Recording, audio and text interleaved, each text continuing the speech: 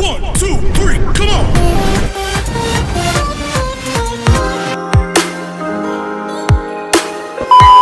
नमस्ते मेरे प्रिय श्रोतागणों।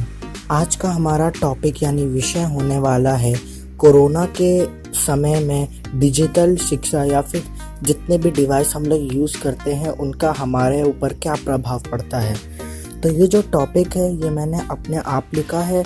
जैसा कि आपको मालूम होगा कि भारत सरकार कई सारे प्रतियोगिता ऑर्गेनाइज करवाती है, तो उसमें मैंने भाग लिया था और ये मेरा बहुत ही सक्षम और बहुत ही अच्छा गया था। तो उसी से रिलेटेड मैं आपको अपना ये स्पीच या फिर ऐसे कह लीजिए ये मैं आपको बताने वाला हूँ। आत्मनिर्भर भारत निबंध लेखन। विषय आत्मनिर्भर भारत के लिए डिजिटल इंडिया, कोविड-19 और उसके आगे पर अवसर। किसी महान व्यक्ति ने सही कहा है कि आवश्यकता ही आविष्कार की जननी है। यह कहावत सच होती जा रही है क्योंकि आज के युग में कोरोना महामारी के चलते सारे कार्यालय और स्कूल पूर्ण रूप से बंद हैं।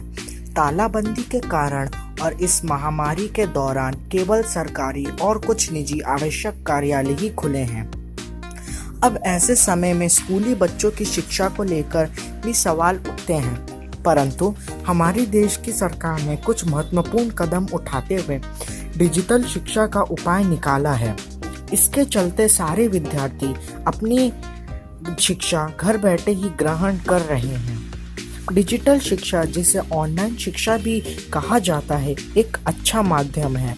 डिजिटल शिक्षा मोबाइल, लैपटॉप और टैब जैसे यंत्रों के माध्यम से ग्रहण की जाती है। साथ ही साथ कार्यालयों के कार्य भी डिजिटलाइज हो गए हैं। सब कार्य इंटरनेट द्वारा सफलतापूर्वक हो रहे हैं। पूरे देश में तालाबंदी के कारण हमारी व्यवस्था निचले स्तर पर खिसकती जा रही है, परंतु डिजिटलाइजेशन होने के कारण हमारे देश की व्यवस्था को बल मिल रहा है। हमारी भारत सरकार ने डिजिटल इंडिया अभियान की नींव रखी है। पूरे देश को डिजिटल वर्ल्ड नेटवर्क में बदलकर ऑनलाइन संरचना को सही किया गया है। ये कार्यक्रम भारत के लोगों को आसानी से ऑनलाइन उपलब्ध होने वाली अधिकांश चीज़ों को चिन्हित करके आसान ऑनलाइन सिस्टम सुविधाएं देना है। राष्ट्र को ध्यान से विकसित करने और राष्ट्र की आईटी संगठन में सुधार करने के लिए डिजिटल इंडिया किसी भी समय उठाए गए सबसे बड़े अग्रिमों में से एक है। हमारे साहसी पुलिसकर्मी जो अपनी जान की परवाह ना करते हुए हमारी जान के बारे में विचार करते हुए इस महामारी में भी बाहर सड़कों पर तैनात हैं, वह इस बात का ध्यान रख रहे हैं कि सब लोग अपने घर में सुरक्षित रहें और इस महामारी का शिकार होने से बचें तथा महामारी फैलाने वाले लोगों में शामिल होने से दूर रहें।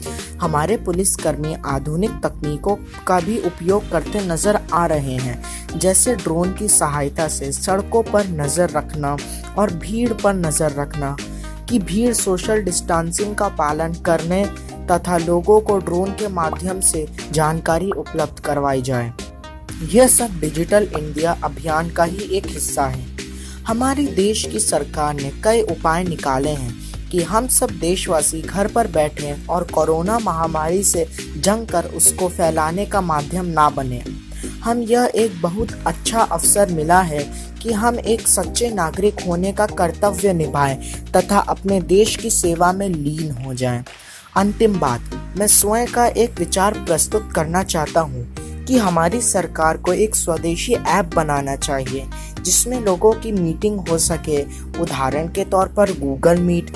स्वदेशी ऐप के माध्यम से हमारा पैसा देश के बाहर जाने से बचेगा और जब यह पैसा हमारी सरकार को मिलेगा तब वह इस आमदनी से गरीब बच्चों को मोबाइल उपलब्ध करवाए जा सकेगी, जिससे वह अपनी डिजिटल शिक्षा को ग्रहण कर पाएंगे।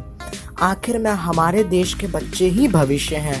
अगर बच्चे पढ़े लिखे होंगे तो वह हमारे देश को बहुत आगे ले जाएंगे तथा इससे हमारी जनसंख्या और गरीबी पर एक अग्रिम प्रभाव पड़ेगा।